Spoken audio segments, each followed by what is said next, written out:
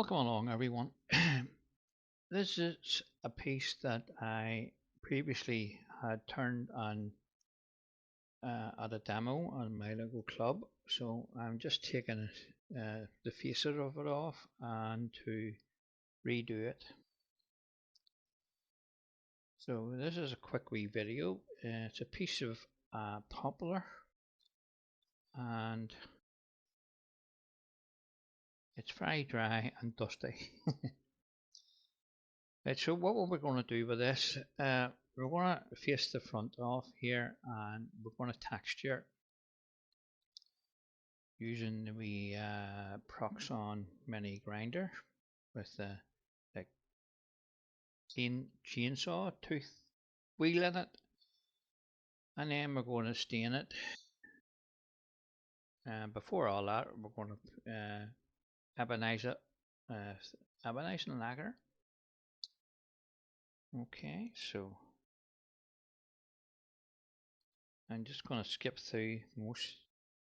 This is it's quite a long video, so I'm not going to bore you with all of it, but the main parts I will keep in.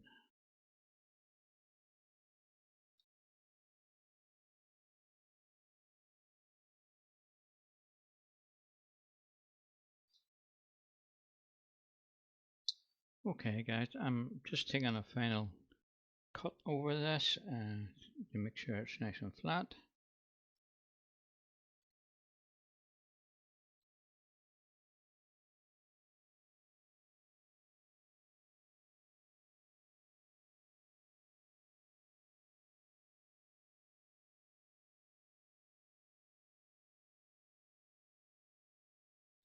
As you can see, there's not much colour in this piece of poplar. That's why I decided to give it some texture and colour.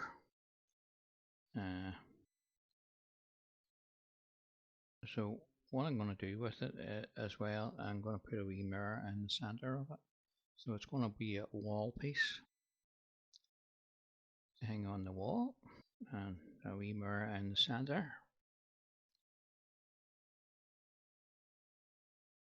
There's still one or two wee lumps there, and just taken out using the gouge over on its side from the bottom wing.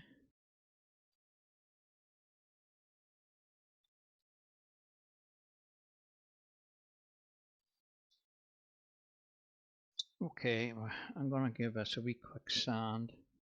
It doesn't have to be very smooth. I'm going to texture it anyway, so I just want to take it down a wee bit and make sure there's no bad tool marks in it or any tear out showing. And you can see it's very dry and dusty, so you do need to wear your protection, your face mask.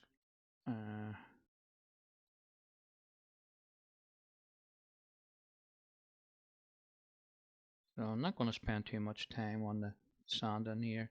I'm just going to sand it up quickly. That's a piece of 80 grit. I'll probably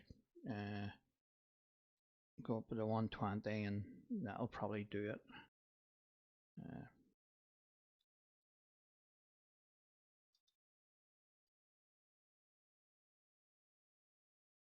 That's the sanding finished. We're going to give it a texturing with the 3 mini Proxxon, as you can see. Quite aggressive wee tool. So you want to have a good firm hold on it, or it'll run away on you. So we're just going to put random lines in this piece, and that's all there is to it.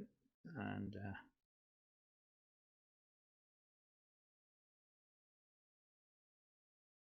that'll create a pattern. Hopefully that is pleasing to the eye.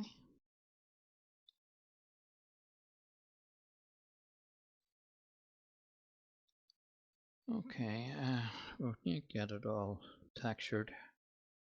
Uh, it doesn't look like much at the minute, but once you get the abenizing lacquer on it and a bit of colour to it, it soon stands out. Not going too deep with the lines here. I'm just one or about 3 or 4 mil. Uh, I'm going to be sanding this again, just to take all the rough edges off.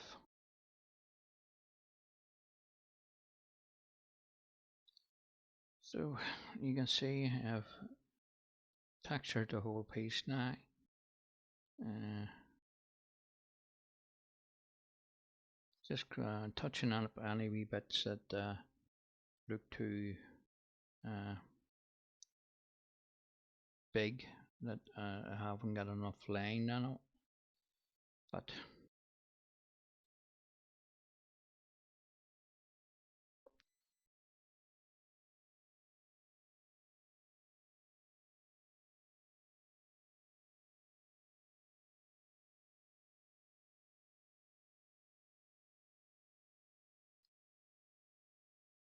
the thing is, try and make it as random as possible. If you try for straight lines everywhere, it won't look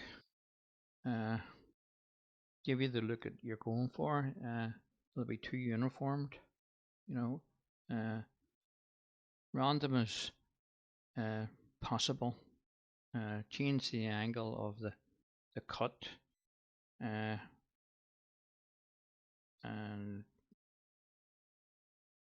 make short cuts, long cuts. Just vary it a wee bit until you get the desired look you're looking for. You know, there's no right and wrong way of doing this. Uh, just try it and see, and if you like it, you keep it, and if you don't, turn it off and start again. Lucky enough, I had this is a demo piece from Tuesday night, and it was a piece of poplar, and it was 10 inches wide by inch and a half thick. So there was plenty of wood left on it after the demo. I knew I was going to use it again, so I didn't take too much timber off. So we're just going to give it a quick sand here to take any fuzzy bits and roughness off it. And I think that'll probably do. You don't want to sand it too much, or you'll sand away the definition you're looking for. Uh, so I've left this piece in the middle just until get this all painted and so on. Just covering the lathe here. I'm going to be spraying abenizing lacquer onto it, and we'll let that dry, and then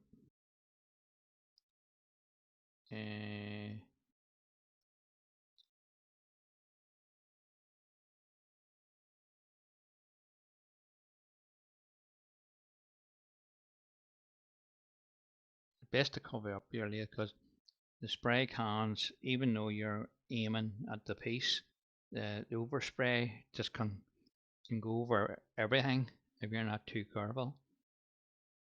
So just get it a light coat to start with. It'll dry in quite quick on this piece of timber because it's nice and dry, and there's no sand sealer on it, so it'll help suck the abenizing lacquer onto it. So we just want to turn it by hand now and change the direction of your spray to make sure you've got all the wee nooks and crannies that you may have missed.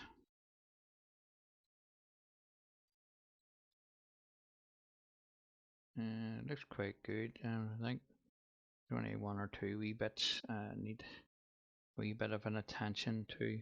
So we'll just get that now and let that dry before we do the next part, which will be sand all the high spots off, and that'll leave me with the black lines, as you'll see in a wee minute.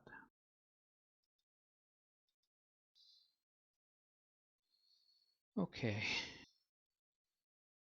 here I'm just going to cut the wee slight recess into the outside of the rim here to give me a focal point between the two.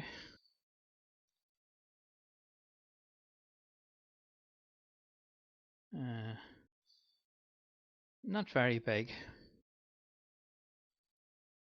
maybe 10 to 15 millimeters. You can see now the black lines coming into the piece on the outside where I'm taking timber away. So that's a thing to watch out for. If you're going to cut the rim back, stop it a wee ways back, and you won't end up with all these wee black bits.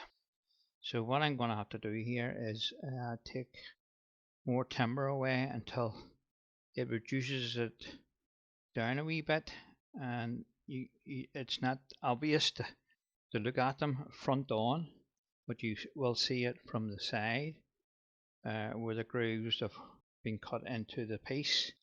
But if you're careful enough, yeah, I've almost got them away here. So I'm going to use my round nose scraper here to give me a sort of a curve on this bit on the outside. You can do it with any spindle tool or scraper you want. I just using what I think is when I achieve the way I want it to look. So there's one or two still. It's right in deep. You can see it's just above the hand there. I can afford to take a wee bit off. I've still got a good bit of timber behind that. So I've decided to clean this up here, and we'll come back to that.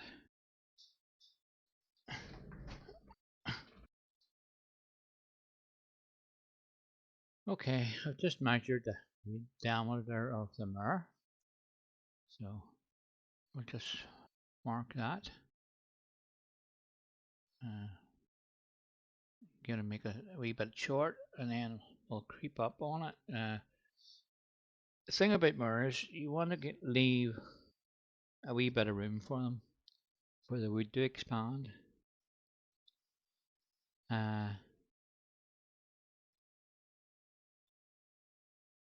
Just in case there's any expansion and contraction on the wood, if it's not totally dry. If you make it too tight, it will break the mirror. So just be aware of that when if you're making a mirror.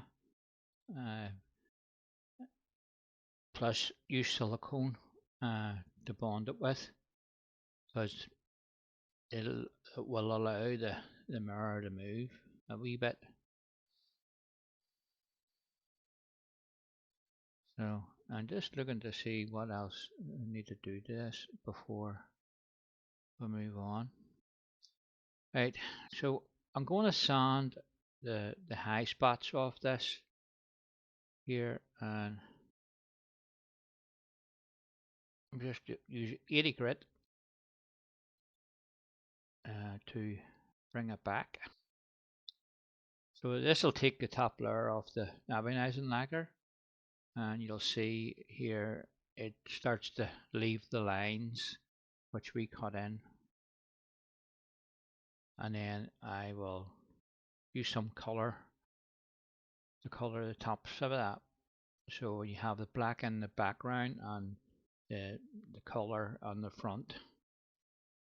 Quite effective. There's a number of ways you can do this, you know.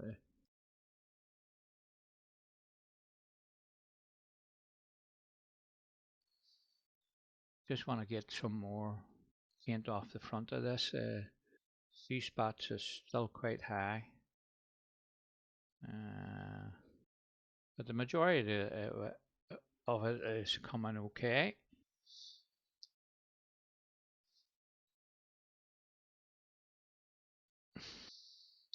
Just using the scraper here to take most of the paint off the front of it, just facing the front up. This will take a very light cut over it.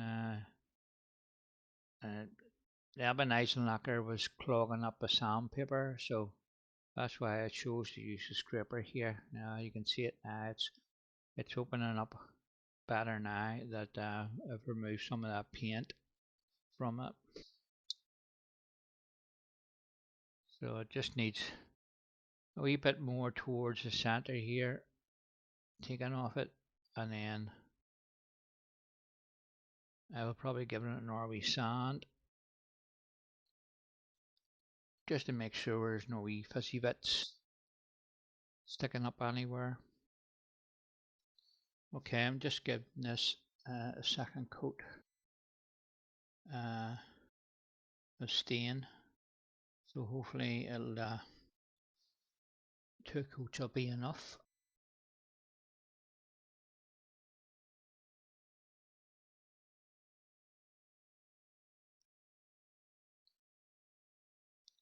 Trying to keep away from the outside rim. I don't want to have to cut any more off that, so I'm taking it a wee bit slower here. I'm coming into the center from the outside instead of going from the inside out. Less chance of hitting it. Not worried about the inside because we'll all be removing timber from the center here, so that'll be okay.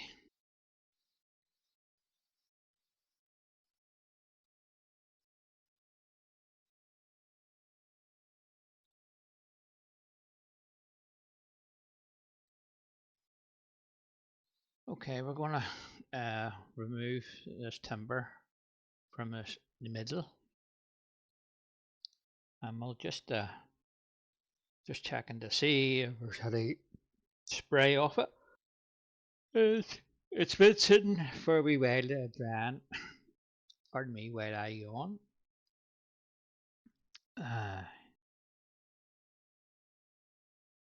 So just remove this down to a flat, and we'll get a measurement and check our mirror size and stuff.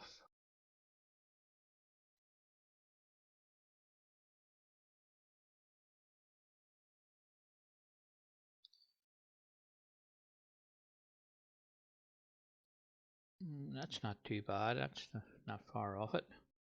So I'll just remark that, and using my small parting tool, we'll just put a wee line in there, just a wee bit back from the edge. We'll just work up gradually to it and try to fit to see. Don't want to make it too big, and because I'll not be able to do anything with it when I make it too big. But if it's small, you can work with it. So I'm just taking the rest of that timber down, making it flat, so as we can fade the mirror in.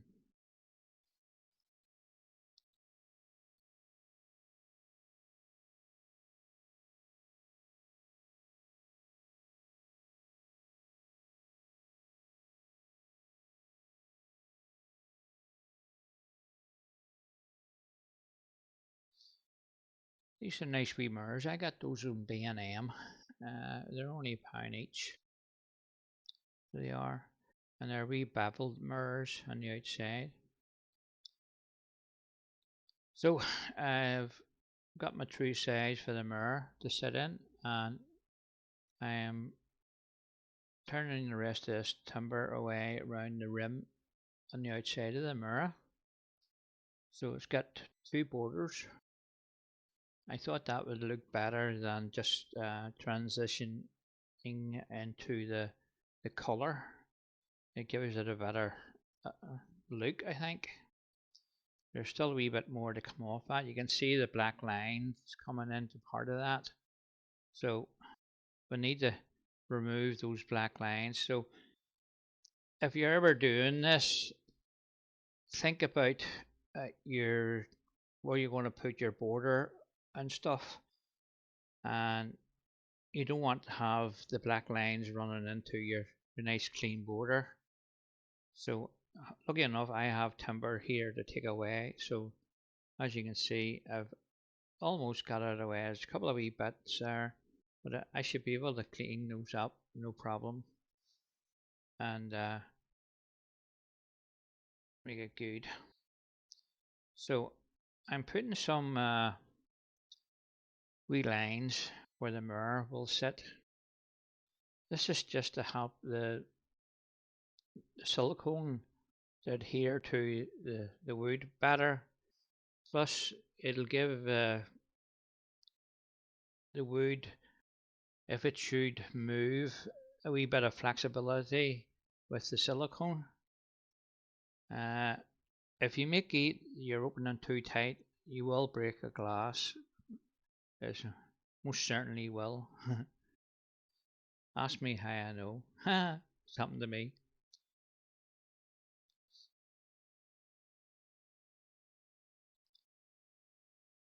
So I'm just putting some masking tape around the outside of this, and we've taken the border down on the rim here. Looking face on to it, you can't see the black lines at the side, but if you look at the side where I have cut into the rim, you can see the black lines appearing at the edge. So I'm putting this masking tape on, and I'm going to run around the edge with my permanent black marker. I'm not going to use paint because I'm scared of the paint weeping in to the wood.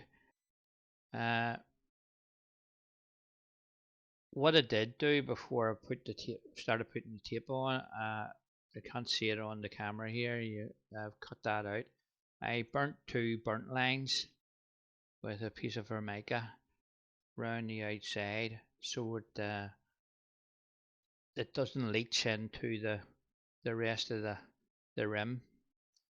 So there's my black marker. I'm a black marker. I've used it a few times in similar projects, and the black marker works well. Nobody will know, only me and you. So it's a quick and easy way of disguising those lines that come into the edge of the piece, and it works very well. And I'm not worrying about the overrun because I've got that masking tape on to stop it transferring. And if you do it right, you should be okay. You shouldn't get any transfer from the marker itself. Uh, just take your time putting your tape on, and once you've got it on and you fill all the areas up with the marker, you're good to go. So you can see I'm running around the inside line here. So it's a bit easier to do because it's going in this again, going in the way, but I still have that transition where the mirror ends and it comes into that wee border. So again, I have black lines on that wee piece and the inside of the rim. So the same thing applies. I'm just using the black marker to fill in any wee white spots that the black line had eaten into. So just removing the tape here, and you can see it's not too bad. I don't think I got any Oh, I can see one wee marker, wee dot. So we'll sand that away and give the outward border and all another light sand before we apply our sanding sealer to it.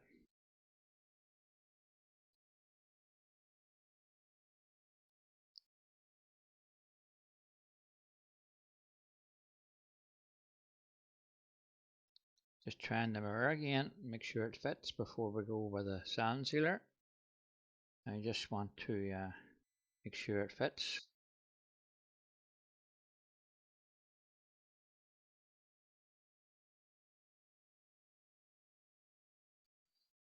One last wee sand of the inner bit. This just is to take any rough edges off the circles that I put in underneath, which will be behind the mirror. We'll just dust it off with the air gun, and we're going to apply our sand sealer.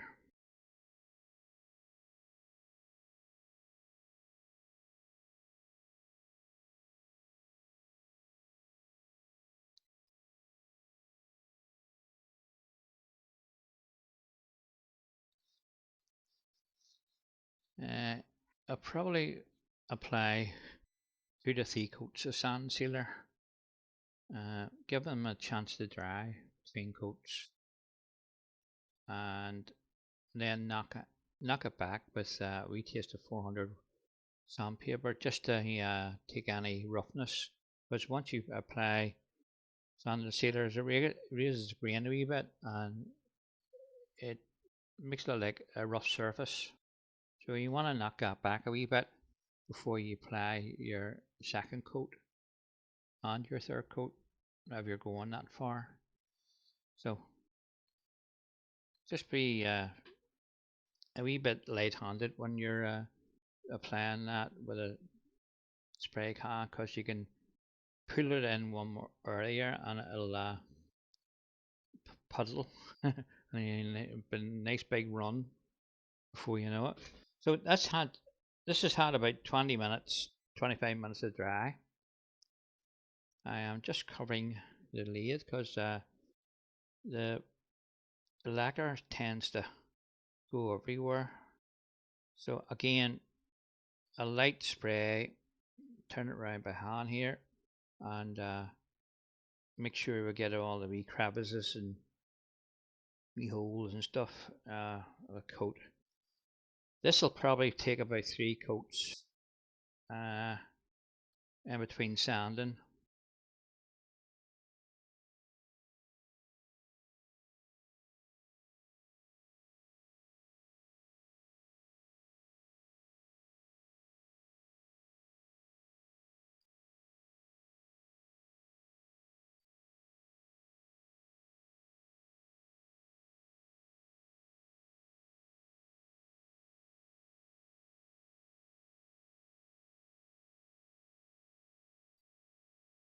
Okay, I'm just giving that a quick sand with a piece of 400.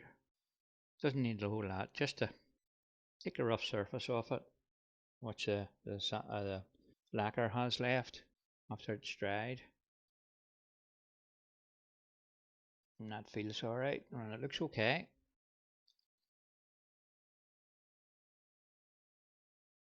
So depending on your own preference, apply as many coats of sand or lacquer as you wish. Don't try to put it all on at once, because it will run, so it will if you put it on too heavy. And let it dry on its own.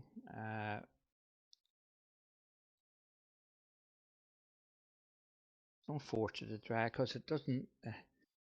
You're only forcing a chance of bubbles or runs.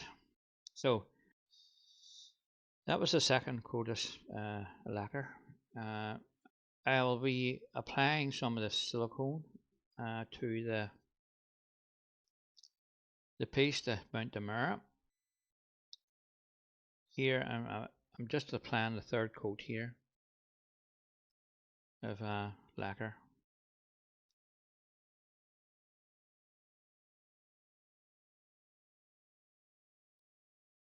And we'll let that sit and dry, and then we'll stick a mirror in. So here you are, guys. These are a couple of photographs of the finished piece. I hope you enjoyed the wee video. Just a quick wee video, and we'll see you again.